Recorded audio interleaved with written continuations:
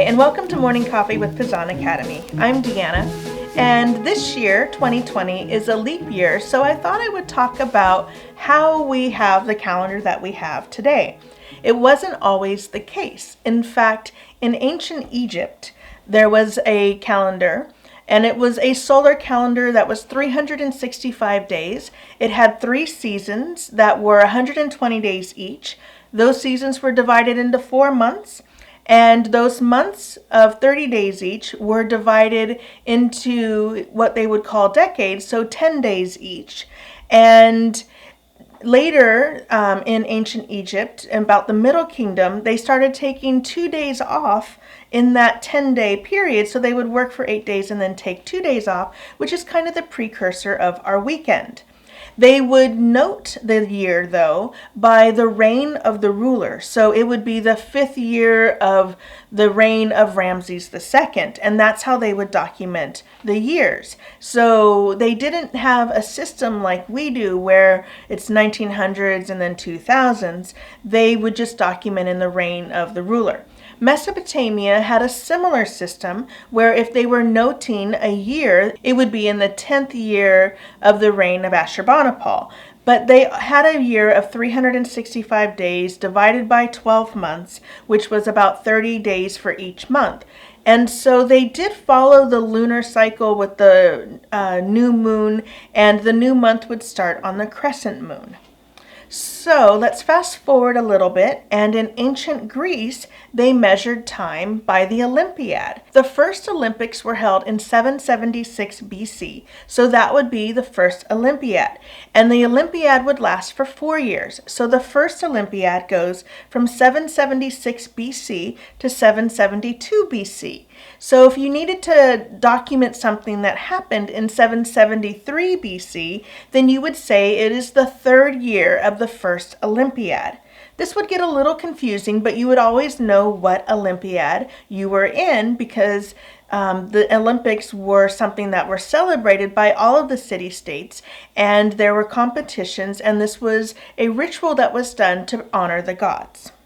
Now, the Romans had a very unique calendar system, and this is during the first parts of Rome, during the kingdom and the republic. They would have 10 months in the year, and each month would have about 30 days in it, and the winter months had an unspecified number of days, and so there was just winter. And they would mark certain days of the month. The first of the month was called Calends, and then the middle of the month was called the Ides.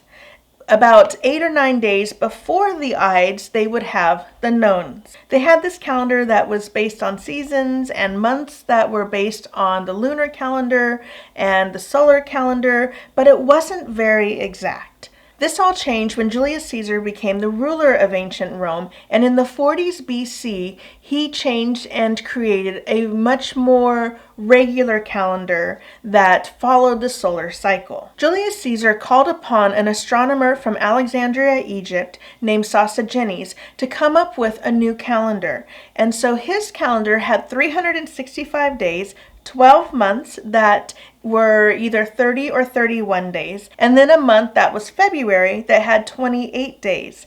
And every 4 years, they would celebrate February 23rd twice. So they didn't have February 29th and a leap year, but they did try to make up that extra day by having 2 February 23rds every 4 years. Julius Caesar adopted this new system that was based on that ancient Egyptian calendar that Sasha Ginnis brought forth. By the time this was done, the civic calendar was off by 3 months compared to the solar calendar. So can you imagine March being in the heart of winter? So this is why Julius Caesar wanted to change the calendar.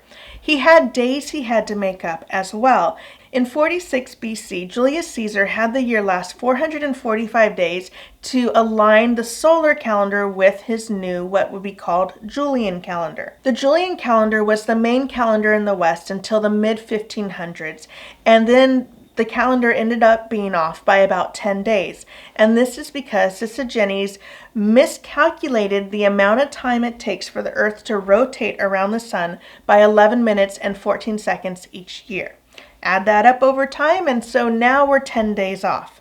Pope Gregory XIII decided to fix this. And so he used a calendar that was designed by Luigi Leonardo, who came up with the 365 days calendar, and he did a leap year every 4 years of 1 full day. And this is the calendar that is now called the Gregorian Calendar, that is the official calendar throughout the world. But it wasn't widely accepted when Pope Gregory put it forth. The Catholic countries adopted it, such as Italy, Spain, and Portugal. But this was past the Protestant Reformation, and the Protestant countries feared that Pope Gregory was trying to shut down Protestant ideas by having this new calendar, so they didn't adopt it. In fact, it wasn't until 1752 that England and its colonies adopted the Gregorian calendar. And there were a lot of other countries that didn't adopt it for quite some time as well.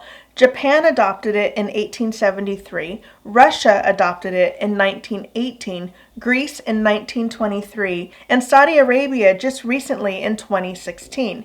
Now, the Gregorian calendar is the official calendar for the world, and so whether Saudi Arabia was on it or not, they were using the Islamic calendar based on the life of Muhammad. But in dealing with other countries of the world, they would have to deal with it in Gregorian calendar dates. And so it being the official calendar is what we follow now, which is why every 4 years we have leap year on February 29th. So whether you're watching this in 2020 in a leap year or not, this calendar has evolved over time. But this calendar is still not perfect. Every 3,236 days, it'll be off by 1 day. But think about the evolution and how these calendar systems have changed and how these individuals came up with unique ways to compensate for that extra few minutes each year. Thanks for watching. If you're enjoying our videos, please like them, share with your friends and family, hit that notification bell, subscribe to our channel. We also have links to our other social media below, and we'll see you next time.